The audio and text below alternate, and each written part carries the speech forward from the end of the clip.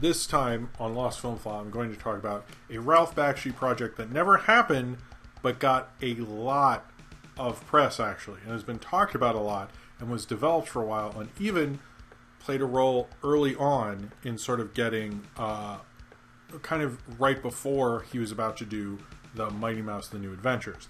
Now, this was developed by John Kay. Content warning, I don't endorse who John Kay is or agree with him as a person or anything, but he's still a part of animation history. So I'm looking at it in that way, and I do not excuse his actions whatsoever. Ralph Bakshi and John Kay worked together quite a lot in the mid to late 80s, and this was a film that they were actually developing called Bobby's Girl. It was meant to be a parody of 80s teen films like 16 Candles and The Breakfast Club. Now you're probably like, so what's the plot of this movie? I have no clue. I have read countless articles and lost media things and all that stuff. There is no mention of what the plot of this would be. Just kind of some vague stuff. So that's what we're going off here. This was made about a year of 1986 before they were pitching it and trying to get it developed before Mighty Mouse The New Adventures. But Ralph Bakshi actually pitched it to the president of TriStar Pictures, Jeff Skanasky, and he was actually given $150,000 for the production of the film, and the funding and the pitch of this convinced Ralph Bakshi to move back to Los Angeles, and there was even a huge interview in the LA Times with Ralph Bakshi about him trying to come back, which plays a part into this, actually. Played a part in him getting back to LA and sort of restarting his career, which would eventually lead to Mighty Mouse The New Adventures. It's kind of funny that this failed project led to a huge animated show that would be highly influential, but the reason that all came together never actually happened. They got the $150,000 to develop it, and it was going to be a John Kay, Ralph Bakshi thing. They'd previously worked together on a Harlem, I think it was called the Harlem Shuffle Rolling Stones video, not the meme one, just a different one, which I should review at some point if that's actually important too. But except the guy who was running TriStar loved the pitch and they were going to do it, and they pretty much got the green light. But then they were unable to make the film because the president of TriStar left. So then they had to re-pitch the movie, which we still don't, to this day, know what it's about. They had to re-pitch it, but then the people didn't like it, who were then the head of the production company, the head of the studio of TriStar. And so they took Bobby's Girl and reworked it. And they were potentially pitching it as a primetime show called Susie's in Love. Again, don't know what this movie or show would be about, but they kind of reworked it apparently, and it got little attention, and then it sort of died. Now, John Kay and Ralph Bakshi had a ton of projects they tried to pitch at this time. I think with Mighty Mouse, it was the last thing of 30 or something like that. It's always been something that they worked on and stuff.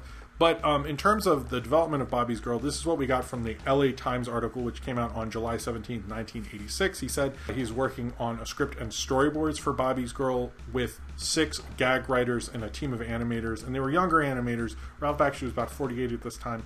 This was beginning his idea to work with younger Cal Arts grads, which he would do with Mighty Mouse The New Adventures, to quite a lot of success, by the way, when he got, Andrew Stanton and Tom Minton and stuff like that. And this is kind of the beginning of the idea that he wanted to be the old guy in the studio, but he got mainly gag writers and working on storyboards. So I think much like how Ren and Stimpy was developed and Mighty Mouse was developed more as a storyboard thing than a script thing, it seems like that's what was going on with Bobby's Girl, not Bobby's World. They were not going to have rotoscoping, which was kind of the thing with Ralph Bakshi. Before this, there was going to be no rotoscoping, which we would see in his other works. I think he kind of went back to that with Cool World and everything like that.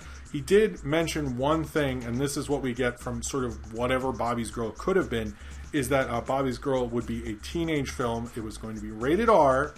Ralph Bakshi said it'll reflect my time, my teenagers, their phone bills. It will take place at It will take a poke at some of the current teenage movies, which Ralph Bakshi believes have relentlessly little to do with the way young people really are. What does that mean? I don't know.